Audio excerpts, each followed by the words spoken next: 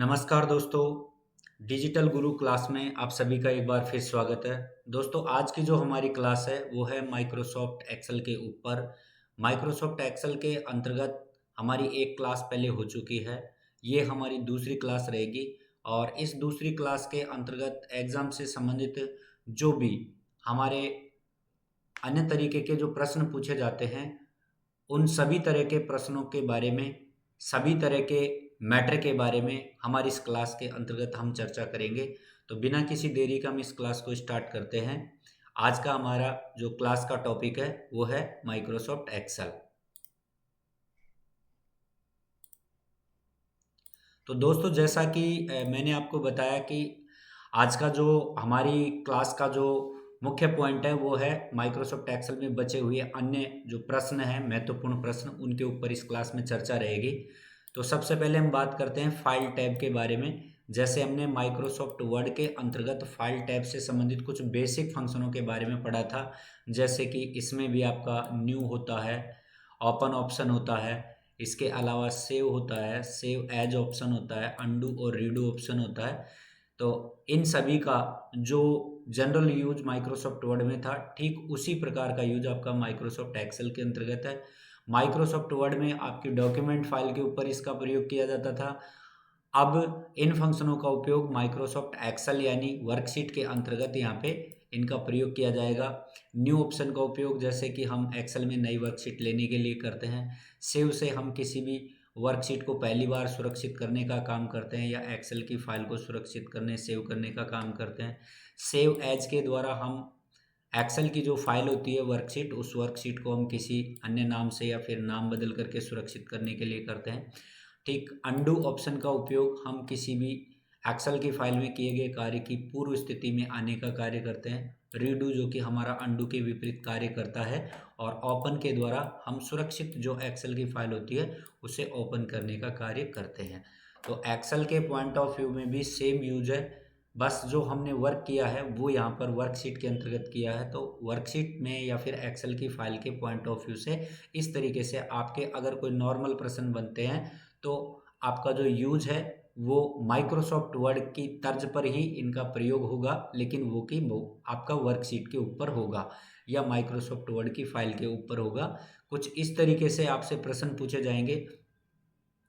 तो आपको ये सभी जो बेसिक फंक्शन है इनका यूज मैं पहले भी बता चुका हूँ। और माइक्रोसॉफ्ट एक्सेल के अंतर्गत की इन सभी जो आपके टूल हैं, फंक्शन हैं, इनका उपयोग सेम है।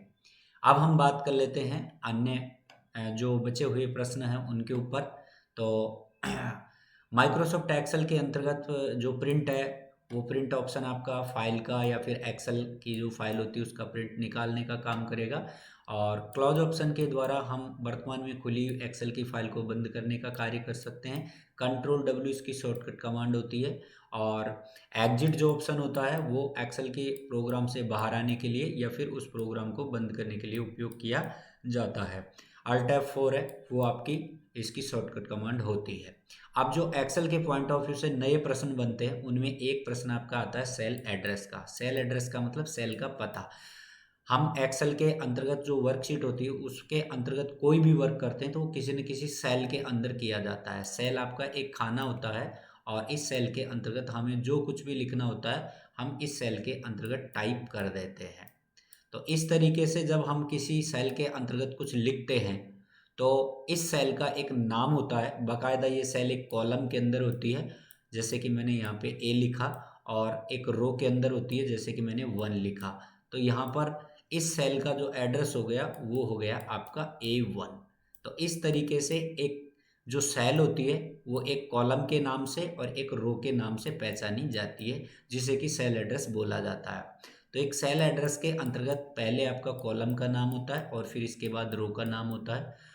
रो और कॉलम के नाम में जब आप किसी सेल एड्रेस को देखते हैं तो कुछ इस तरीके के सेल एड्रेस या नाम आपको पता चलते हैं या फिर मिलते हैं।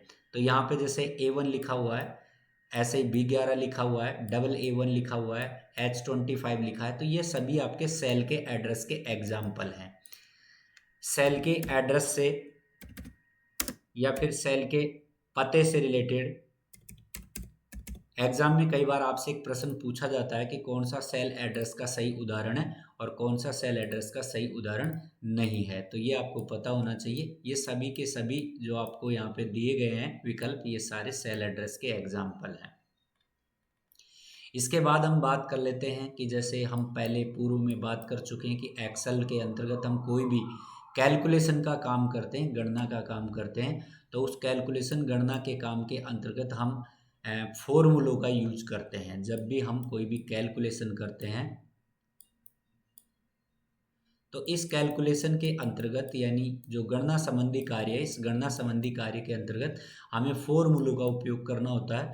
इन फॉर्मूलों के अंतर्गत जो प्रमुख फॉर्मूले हैं उनके अंदर आता है आपका एडिशन का फॉर्मूला, जिसमें ये फॉर्मूला आपसे कई बार पूछा जा चुका है, बराबर सम A1 colon A20। A1 A20 यहाँ पे A1 का मतलब है प्रारंभिक जो आपकी सेल है उसका एड्रेस, और A20 का मतलब अंतिम जो सेल है उसका आपका एड्रेस है।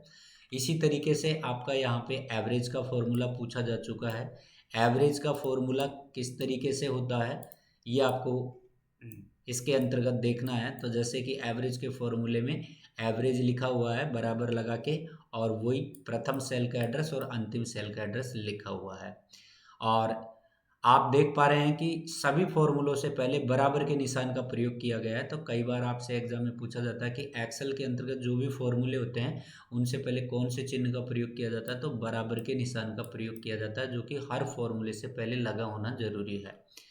इसके बाद में आपका काउंट का फॉर्मूला भी कई बार पूछा जा चुका है, और रैंक का फॉर्मूले से संबंधित भी आपके एग्जाम में प्रश्न आते हैं। तो इस तरीके से आपको ये 2-3 जो फॉर्मूले इनकी जानकारी आपको अवश्य होनी चाहिए। सबसे ज़्यादा जो इम्पोर्टेंट है वो आपका सम का फॉर्मूला और इसके साथ में एवरेज का फॉर्मूला है, जो कि एग्जाम में कई बार पूछा जा चुका है। फॉर्मूले को आपको एग्जाम्पल के रूप में दे दिया जाता है प्रश्न के अंतर्गत, और आपसे सही फॉर्मूले का बारे में इसमें पूछा जाता है कि कौन सा फॉर्मूला आपका सही है। तो आपको सही फॉर्मूला बताना होता है जो कि प्रॉपर ऑर्डर के अंदर लिखा हुआ हो और पूरा लिखा हुआ हो। अब इसके बाद में हम आगे बात कर लेते हैं कुछ अन्य जो आपके प्रश्न बनते हैं उनकी। तो एक्सेल के अंतर्गत सामान्य जानकारी के बाद हम कुछ फंक्शन जो अलग से हमारे टैब होते हैं, उन टैब के अंतर्गत जो प्रमुख आपके फंक्शन होते हैं उनसे संबंधित कुछ प्रश्नों पर बात करते हैं। जैसे शॉर्ट फंक्शन से आपके एग्जाम में प्रश्न आता है। तो शॉर्ट फंक्शन का उपयोग एक्सेल में किसी भी सूचना को आरोही और अवरोही क्रम में व्यवस्थित करने के लिए किया जाता है। यानी जो भी हमारे मैटर होता है उस मैटर को असेंडिंग और डिसेंडिंग ऑर्डर के अंतर्गत हम इससे व्यवस्थित कर सकते हैं। आरोही अवरोही क्रम यानी बढ़ता जो घटता क्रम होता है, तो संख्याओं को व्यवस्थित किया जा सकता है शॉर्ट फंक्शन के द्वारा। कई बार ऐसा प्रश्न भी आया है कि जो शॉर्ट फंक्शन होता है ये कौन से टैब में मौजूद होता है, तो ये हमारा डेटा टैब के अंतर्गत मौजूद होता है। तो ये हमें पता होना चाहिए। इसके बाद फिल्टर से कई बार एग्जाम में आपके प्रश्न आया हुआ है। फिल्टर एमएस एक्सेल में किसी भी सूचना को फिल्टर करने के लिए, छनन करने के लिए या फिर अलग करने के लिए इसका उपयोग करते हैं। फिल्टर का मतलब होता है कि आप किसी भी सूचना को अलग कर सकते हैं एक कंडीशन के आधार पे। तो यहाँ पे कई बार आपसे फिल्टर की शॉर्टकट कमांड के लिए भी पूछा गया कि फिल्टर अप्लाई करने के लिए कौन सी शॉर्टकट कमांड का प्रयोग होता है। तो फिल्टर को लगाने के लिए हम Ctrl+Shift+L शॉर्टकट कमांड का प्रयोग करते हैं, और हटाने के लिए भी इसी शॉर्टकट कमांड का प्रयोग किया जाता है। इसके बाद नेक्स्ट जो फंक्शन आता है वो आता है आपका freeze pane. Freeze pane function का यूज होता है माइक्रोसॉफ्ट एक्सेल के अंतर्गत रो तथा कॉलम को होल्ड करने के लिए या फिर फ्रीज करने के लिए। तो जब हम रो और कॉलम को होल्ड करना होता है या फ्रीज करना होता है तो इसके लिए हम फ्रीज पैन फंक्शन का यूज करते हैं। नेक्स्ट जो हमारा फंक्शन है वो है गोल सीक। इसका प्रयोग किया जाता है जब हमें किसी अंतिम परिणाम से किसी अज्ञात वैल्यू का पता करना होता है या उसकी कैलकुलेशन करनी होती है, तो उसके लिए हम गोल सीक फंक्शन का यूज करते हैं। और नेक्स्ट जो हमारा एक छोटा सा पॉइंट है वो है लाइन चार्ट से, जिसमें आपसे पूछा गया था एग्जाम में कि समय के बढ़ते रुझान को दर्शाने के लिए कौन से चार्ट का प्रयोग किया जाता है, तो हमारा आंसर होता है लाइन चार्ट। तो ये माइक्रोसॉफ्ट एक्सेल से संबंधित कुछ महत्वपूर्ण और आपके पॉइंट थे जिनसे कि आपके एग्जाम में काफ़ी बार प्रश्न पूछे गए हैं। तो आप इसको बार बार समझते हुए इन फंक्शनों को आप अध्ययन करेंगे। और इसी के साथ में हमारी जो ये जो क्लास है, इस क्लास के अंतर्गत फ़िलहाल इतना ही। मिलते हैं हम एक नई क्लास के अंतर्गत नए टॉपिक के साथ।